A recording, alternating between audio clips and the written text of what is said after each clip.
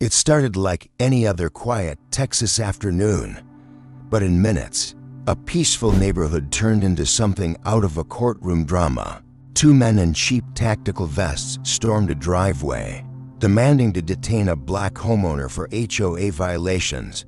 They laughed, mocked, and flexed fake authority, unaware of who they were up against. What they didn't know was that their so-called victim wasn't just another resident. He was one of the most feared FBI agents in the country, and the trap they thought they had set was about to snap back on them. The sun was just beginning to dip below the horizon in a quiet suburban Texas neighborhood. Lawns were neatly trimmed, driveways lined with family cars, and children's bicycles leaned against fences. On this particular street, the HOA Homeowners Association was notorious for its strict rules. From mailbox heights to grass length, from trash bins being 1 inch out of line to music after sunset, everything was monitored. Residents whispered about Linda Whitfield, the iron-fisted HOA president, who ruled with intimidation disguised as community order. But Reginald Carter wasn't the type of man easily intimidated. To the neighbors, he was a calm, private figure, a tall man in his mid-40s, often seen jogging at dawn or grilling quietly in his backyard. Few knew the truth. Reginald was a senior FBI agent with years of counterintelligence experience. He had negotiated with international criminals, infiltrated dangerous syndicates, and stood face to face with people far more terrifying than a neighborhood busybody. Yet he never flaunted his badge or background. To him, home was sacred, his place to live as just another man, not as Agent Carter. That evening, he was unloading groceries when Linda appeared at the end of his driveway, flanked by 2 men dressed in makeshift tactical vests. The vests read community enforcement in cheap Velcro letters. They wore mirrored sunglasses, even though dusk was settling in, and carried themselves with the swagger of men who thought they had authority. Their names were Eddie and Rick, HOA enforcers, or so Linda introduced them, but to Reginald's sharp eyes, they looked more like trouble than officials. Linda raised her voice so the neighbors could hear. "Mr. Carter," she announced, "you're in violation of several HOA rules: loud gatherings, unapproved decorations, and property code issues. These officers are here to detain you until the police arrive." The words echoed with arrogance. Several neighbors peeked out from their porches and windows. Some began filming, sensing drama. Reginald placed his grocery bag on the hood of his car and slowly turned to face them. His voice was calm, steady, almost too controlled. "You have no legal authority to detain me," he said. "You're trespassing. Leave my property." Eddie smirked, pulling out a pair of shiny but flimsy-looking handcuffs. "We'll see about that." The setup was complete. A line was drawn in the concrete of that driveway. On one side stood a man with decades of federal training, a master of composure. On the other, a group drunk on false power, laughing at the very man who could dismantle them with a single phone call. But Reginald didn't reach for his badge, not yet. He wanted them to show the world exactly who they were. The tension thickened. Neighbors gathered discreetly at the edges of their lawns, phones lifted, whispers floating through the air. Kids were pulled inside by nervous parents. Everyone could sense this was no ordinary HOA complaint. Linda crossed her arms, smirking. "You can resist all you want, but our HOA rules are clear, and these men will enforce them." Reginald studied Eddie and Rick. Their tactical vests were poorly fitted, their boots scuffed like they had been bought from a surplus store for show, not function. They had radios clipped to their shoulders, but the wires didn't even connect to anything real. The image was comical, if it were not so dangerous. Eddie stepped closer, his hand resting menacingly on the handcuffs. "Sir, I suggest you cooperate. It'll be easier for everyone." Reginald didn't move. His voice was ice. "What you're doing right now is impersonating law enforcement. That's a felony. Think very carefully before you take another step." But Eddie wasn't listening. The thrill of an audience, the neighbors. The cameras fueled his arrogance. He gestured to Rick, and the two advanced a little further. One of the neighbors, a middle-aged man with his phone raised, called out nervously, "Hey, you guys sure you're allowed to do this?" Linda snapped back instantly, "Mind your business. This is HOA authority. Keep recording if you want. This man is a danger to our neighborhood." The audacity of her words stung. Reginald clenched his jaw, but still didn't reveal his identity. Not yet. Instead, he took a step forward, just enough to close the gap between him and Eddie. His voice dropped to a low tone that carried power.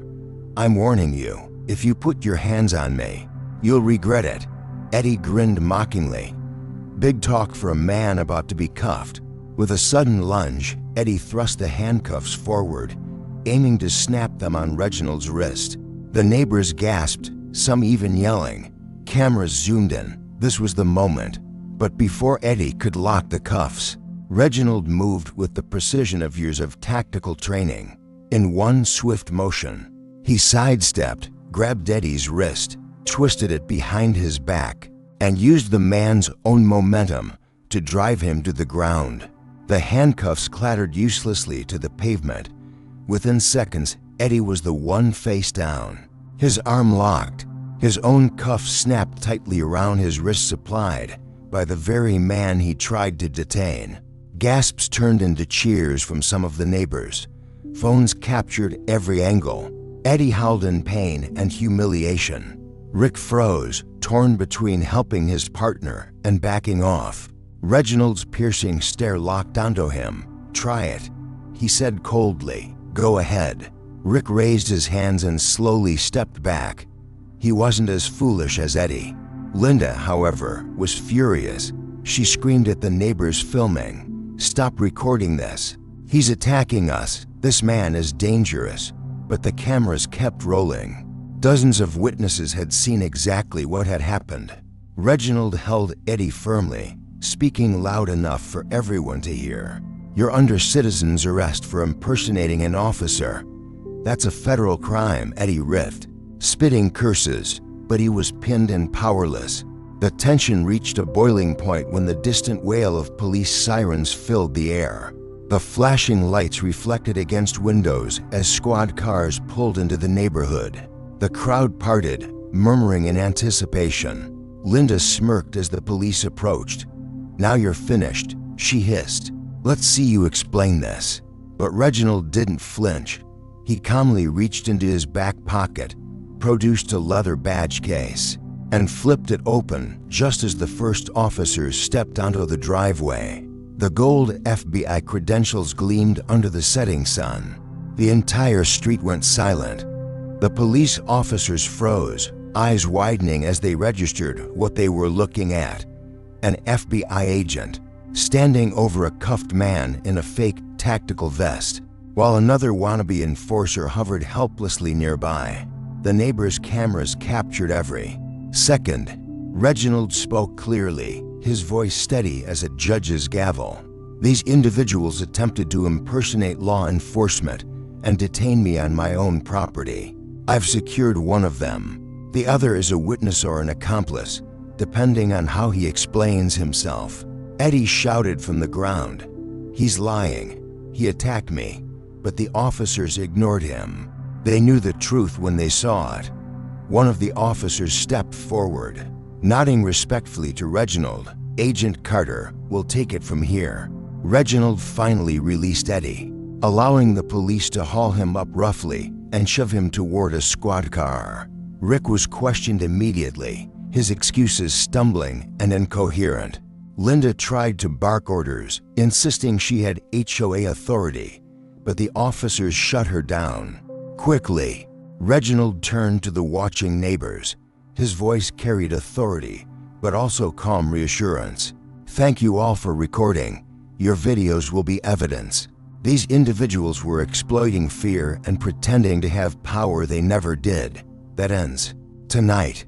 The climax wasn't just Eddie being cuffed, it was the moment the entire neighborhood saw what true authority looked like. Not intimidation, not arrogance, but calm, disciplined justice.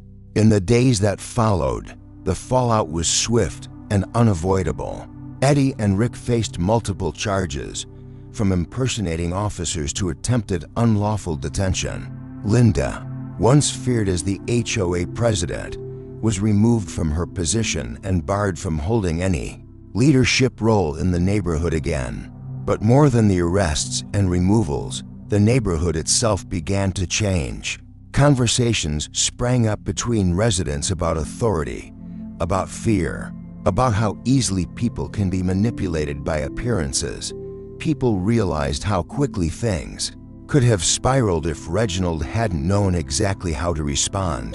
For Reginald, life returned to quiet normalcy. He continued jogging at dawn, grilling in his backyard, and waving politely to neighbors. But now, those neighbors looked at him differently, not with fear, but with deep respect. He had shown them that strength isn't about who yells the loudest or who pretends to have power. Strength is about truth, composure, and accountability. The incident became more than just neighborhood gossip. It became a story of resilience, a reminder that false authority collapses when confronted with real integrity. And for anyone watching, the question lingered: how many times do people in power, fake or real, try to intimidate others into silence?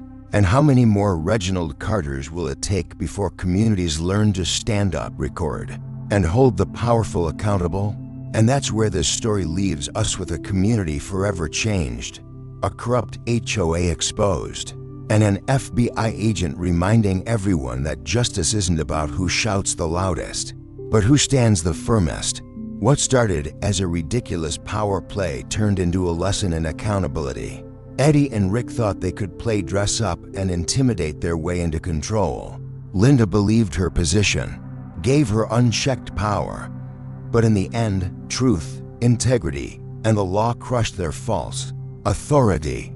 So here's the real takeaway: never let appearances fool you. Just because someone wears a vest, flashes a badge, or yells with confidence doesn't mean they hold any power over you.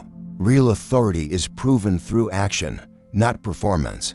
If you found this story powerful, eye-opening, or just plain shocking, hit that like button and share it with someone who needs a reminder that justice always finds its way. And if you want more true story narrations filled with suspense, twists, and lessons worth remembering, don't forget to subscribe, because more stories like this are on the way. Until next time, stay aware, stay strong, and never underestimate the quiet ones.